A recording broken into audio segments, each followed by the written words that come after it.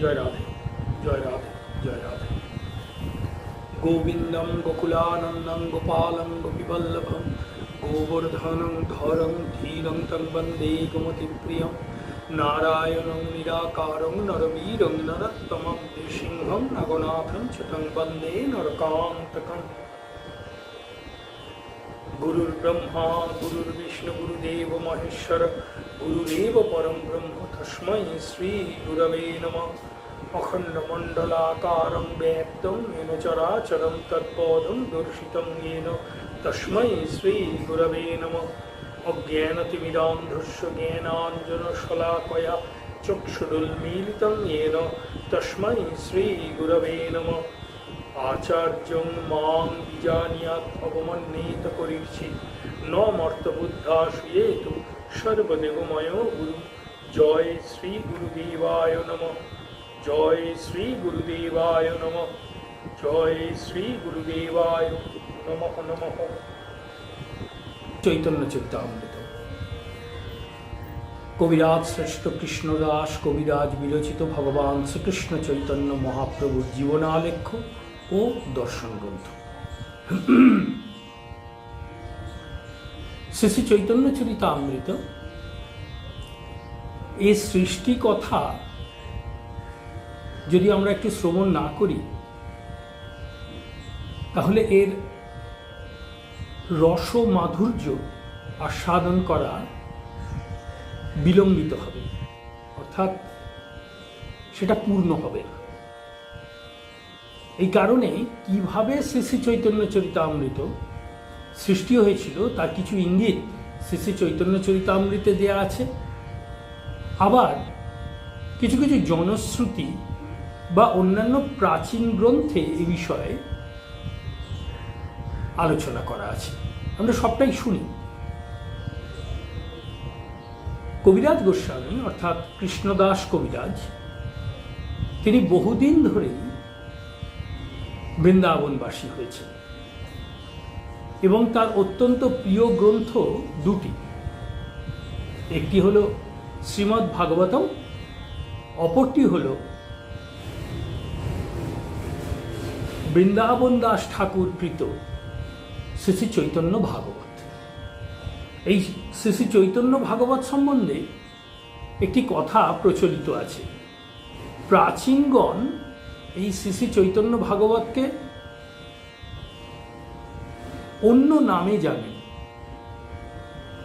কিন্তু পরবর্তীকালে এর নামটি চৈতন্য ভাগবত হয়।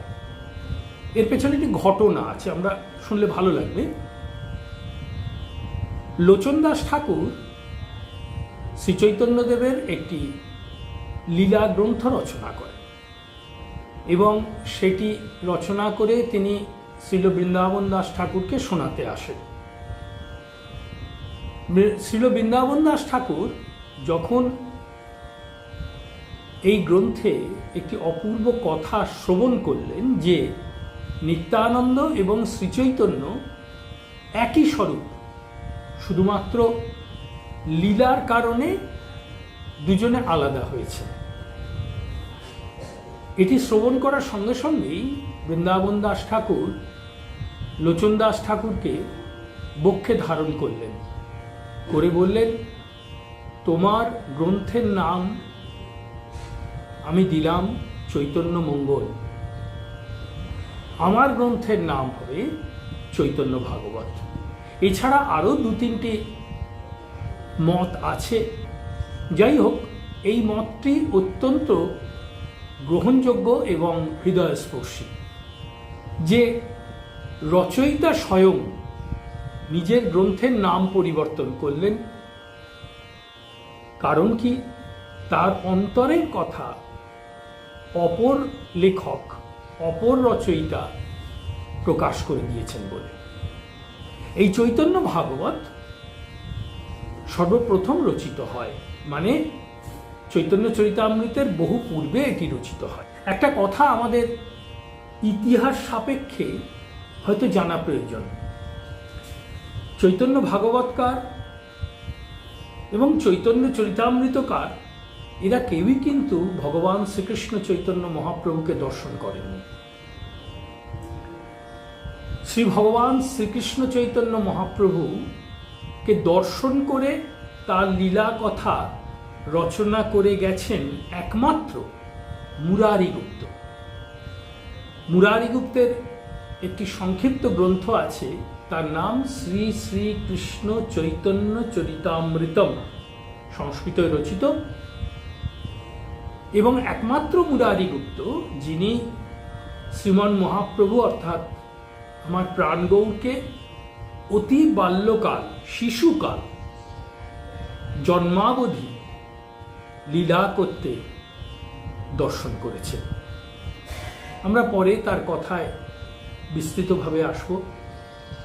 এই মুরারিগুপ্তই হচ্ছেন একমাত্র রচয়িতা যিনি ভগবান শ্রীকৃষ্ণ চৈতন্য মহাপ্রভু আমার প্রাণগৌরকে দর্শন করে তার লীলা কথা রচনা করেছেন।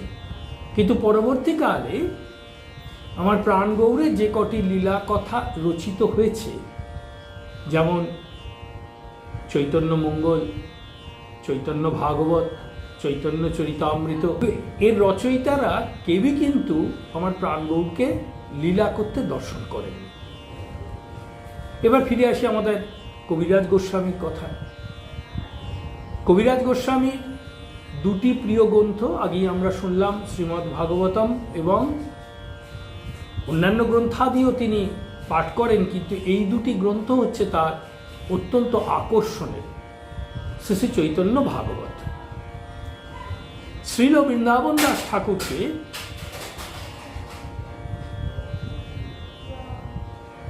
বৈষ্ণবগণ বা কোনো কোনো গ্রন্থে চৈতন্য লীলা ব্যাস বলে ব্যাখ্যা করা হয়েছে। অর্থাৎ ব্যাসদেব যেমন শ্রীকৃষ্ণের কথা শ্রীমদ্ ভাগবতমে রচনা করে গেছেন এবং অন্যান্য পুরাণ আদিতে, পদ্মপুরাণ, বিষ্ণু পুরাণ, ব্রহ্মবৈবর্ত পুরাণ, স্কন্দ পুরাণ ইত্যাদি গ্রন্থে যেমন শ্রীকৃষ্ণের কথা রচনা করেছেন, বিশেষভাবে তিনি আদিষ্ট হয়েছিলেন শ্রীমদ্ ভাগবতম রচনা করার জন্য। সেই জন্যে ব্যাসদেবকে কৃষ্ণ লীলা রচয়িতা বা প্রকাশিকা বলে ধরা হয় এবং শ্রীমদ্ ভাগবতমে তাকে অন্যতম অবতার বলেও প্রকাশ করা হয়েছে। তাকে কলা অবতার বলা হয়েছে। তো এই কারণে ব্যাসদেবের একটি বিশিষ্ট কর্ম রয়েছে শ্রীকৃষ্ণ লীলা বর্ণনা।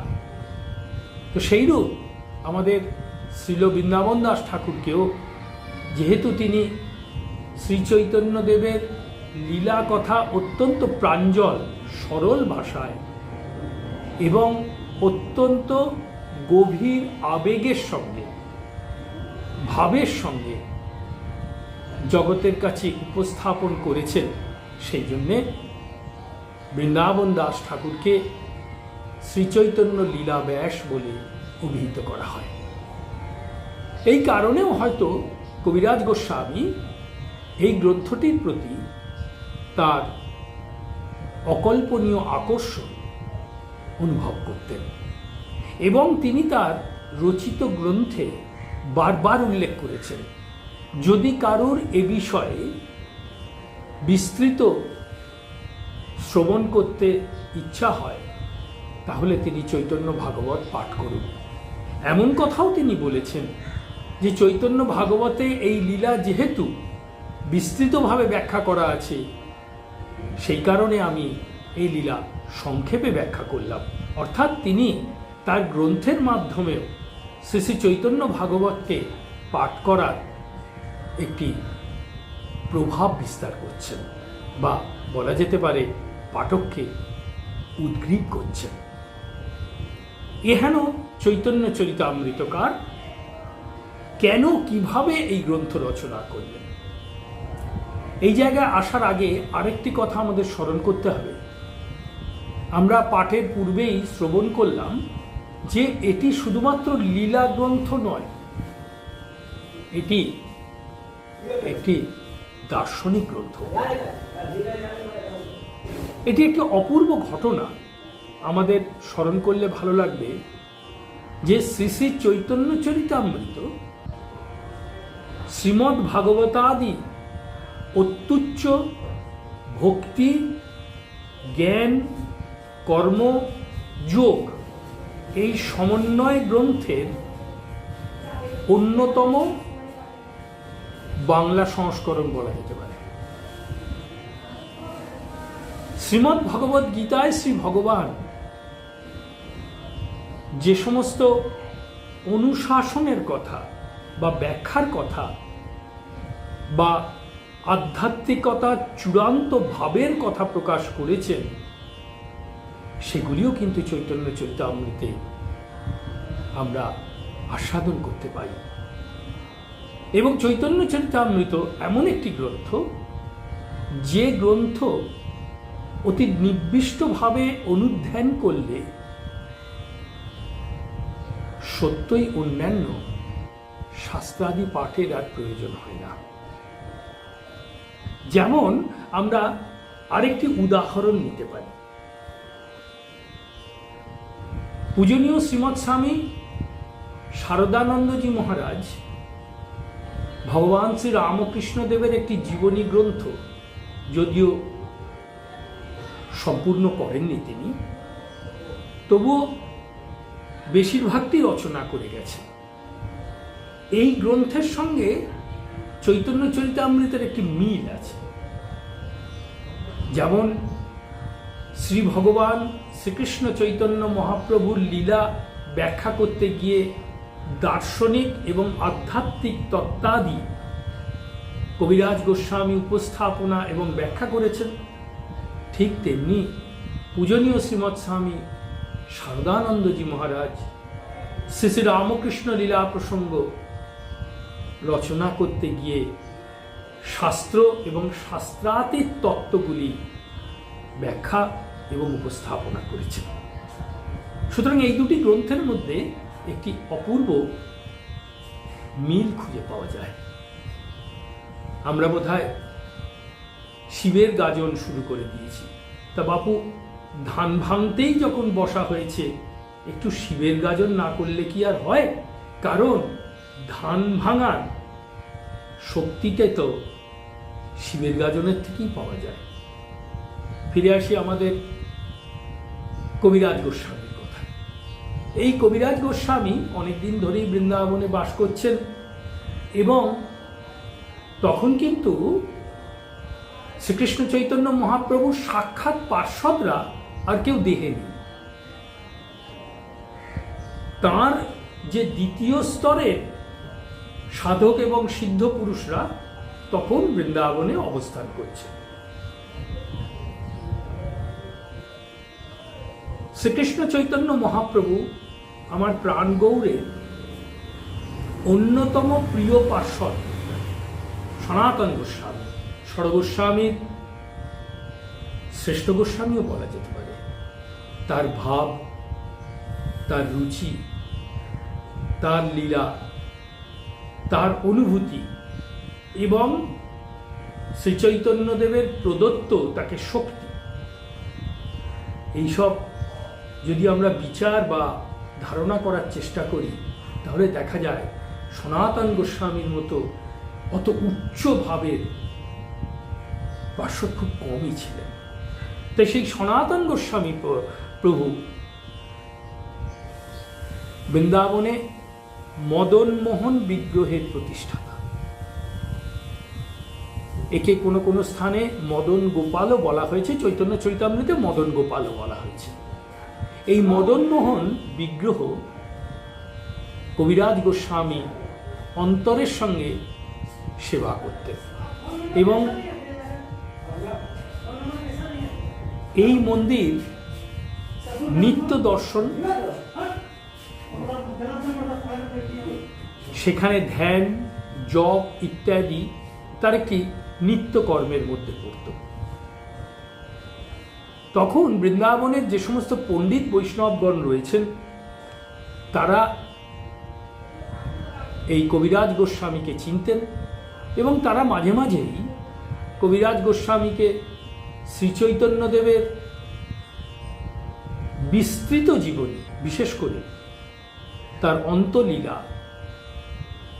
রচনা করার জন্য অনুরোধ করতেন। এহেন অবস্থায় কিন্তু তার অন্তরে কখনো এটা জাগেনি যে তিনি আর একটি শ্রীচৈতন্য লীলার গ্রন্থ রচনা করবেন। এমতা অবস্থায় এইরূপ কথিত আছে এবং এ বিষয়ে কতগুলি মতও প্রচলিত আছে। যাই হোক, আমরা একটি মত শ্রবণ করি। সেটি হলো, একবার তিনি মদনমোহন মন্দিরে বসে আছেন, হঠাৎ শ্রবণ করলেন কি যেন তাকে বলছে যে তুই আমার কথা লেখ। তখন তিনি অত্যন্ত বৃদ্ধ এবং অপারগ বললেও বলা যায়। তিনি ব্যাপারটা বিশেষ গুরুত্ব দিলেন না। সেদিন রাত্রিকালেও তিনি স্বপ্ন দর্শন করলেন, কিন্তু কোনো এক বিদেহ কেউ তাকে বলছে তুই আমার কথা লেখ, কিন্তু কে বলছে এটা তিনি ধারণা করতে পারছেন না। এক্ষেত্রেও তিনি গুরুত্ব দিলেন না। দু একদিন কেটে গেল, মদনমোহন মন্দিরে আবার তিনি আদিষ্ট হলেন। তখন তার মনে একটু বিশ্বাস জন্মাল, তাহলে কি স্বয়ং মহাপ্রভু তাকে নির্দেশ দিচ্ছেন? কিন্তু বৈষ্ণবদের একটা ভাব থাকে, তারা অত্যন্ত বিনয়ী হন, নিজে থেকে কোনো কিছু বলা বা করা তাদের খুব একটা আদর্শের মধ্যে পড়ে না। এই কারণে তিনি এবারেও খুব একটা গুরুত্ব দেননি। কয়েকদিন বাদে রাত্রিকালে তিনি স্বপ্নে ভগবান শ্রীকৃষ্ণ চৈতন্য মহাপ্রভুকে দর্শন করলেন। সেই গৈরিক পরিহিত, মুণ্ডিত মস্তক, আজানুলম্বিত হস্ত, বৃষস্কন্দ, সিংহকোটি, আয়ত চক্ষু এবং পদ্ম পাপড়ির ন্যায় তার ওষ্ঠাধর, অপরূপ দর্শন। সন্ন্যাসী এসে দাঁড়িয়েছে, কোটিতে একখণ্ড বৈদিক বস্ত্র আর গাত্রবর্ণ, যে বর্ণনা চৈতন্য চরিতামৃতকার করে গেছেন, যে গলিত স্বর্ণবৎ, স্মিত হাসিতে উজ্জ্বল মুখ। তিনি যেমন রহস্য ভালোবাসতেন, লীলাকালে বহু রহস্য তিনি করে গেছেন, মানে যাকে আমরা সাধারণ বাংলায় ঠাট্টা বলে থাকি। এই রহস্য ভগবানের একটি চারিত্রিক বৈশিষ্ট্য। তিনি বললেন, কি গো, এতবার করে বলছি তবুও আমার কথা কানে নিচ্ছ না? ঘুমের মধ্যেই যেন ধড়মড় করে উঠে বসলেন। প্রভু তুমি? হ্যাঁ আমি, আমাকেই তো আসতে হলো। তুমি তো আমার কথা শুনতেই চাইছো না। বলছে, প্রভু কি বলছো? তোমার কথা আমি লিখি কি করে? বলছে, কেন? সমস্যা কোথায়? কবিরাজ গোস্বামী বলছেন, সমস্যা কিছু নয়, কিন্তু এখন তো আমি চোখে দেখতে পাই না ভালো করে, আমার হাত কাঁপে, আমি কি করে কলম ধরবো, কি করে লিখব? বলো, ওগুলো তোমার সমস্যা নয়, তুমি শুরু করো, তুমি শুরু করো, বাদ বাকি কাজ আমিই করে দেব। সেদিন মদনমোহন মন্দিরে গিয়ে মনে মনে তাহা শ্রীপাদ পদ্মে সাষ্টাঙ্গ প্রণিপাত করে আবার অনুমতি প্রার্থনা করলেন। এবং সেদিন বড় অদ্ভুত একটি ঘটনা ঘটেছিল। এইরূপ বলা হয় যে মদনমোহনের গলা থেকে তার মালা খসে পড়েছিল। পুরোহিত এনে সেই মালা কবিরাজ গোস্বামীর গলায় পড়িয়ে দিলেন। সেই দিন রাত্রে তিনি শুরু করলেন শ্রী শ্রী চৈতন্য চরিতামৃত, বিশাল গ্রন্থ, বিশাল রচনা, 4টি খণ্ডে বিভক্ত। আদিলীলা, মধ্যলীলা প্রথম, মধ্যলীলা দ্বিতীয় এবং অন্তলীলা, এবং এর পরতে পরতে দর্শন, আধ্যাত্মিকতা এবং লীলা মিলেমিশে একাকার হয়ে আছে। এই যেন শ্রীমদ্ ভাগবতমের একটি অপূর্ব এবং অত্যন্ত আধুনিক সংস্করণ। এবং কোনো কোনো ক্ষেত্রে এই ব্যাখ্যা বা এই বর্ণনা এত গভীর, এত উচ্চ, যে সাধারণ সাধক কেন, সিদ্ধ মহাপুরুষরাও ধারণা করতে পারেন না। যেমন পারা যায় না শ্রীমদ্ ভাগবতমের কিছু কিছু তত্ত্ব এবং কিছু কিছু লীলা। যেমন আমরা উচ্চারণ করতে পারি শ্রীমদ্ ভাগবতমের উদ্ধবের ব্রজে গমন, এবং এক গোপীশ্রেষ্ঠা যার নাম শ্রীমদ্ ভাগবতমে নেই, অথচ আমরা সকলেই জানি তিনি স্বয়ং কৃষ্ণ প্রাণাধিকা দেবী কৃষ্ণময়ী রাধিকা ছাড়া আর কেউ নন।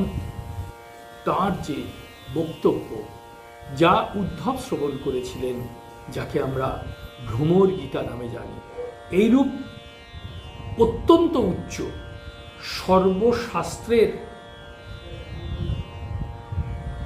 অধিক, সর্বভাবের উত্তর এই শ্লোকগুলি ধারণা করা সিদ্ধ মহাপুরুষদের পক্ষেও সম্ভব হয়ে ওঠে না। ঠিক সেইরূপ চৈতন্য চরিতামৃতেরও কোথাও কোথাও এমন কিছু বর্ণনা আছে যেগুলি একমাত্র প্রভুর কৃপা ছাড়া আমরা ধারণাই করতে পারি না। এই হলো চৈতন্য চরিতামৃতের একটু সংক্ষিপ্ত পরিচয়। আরেকটা কথা আমরা যদি আস্বাদন করি তাহলে বোধহয় খুব অপ্রাসঙ্গিক হবে না।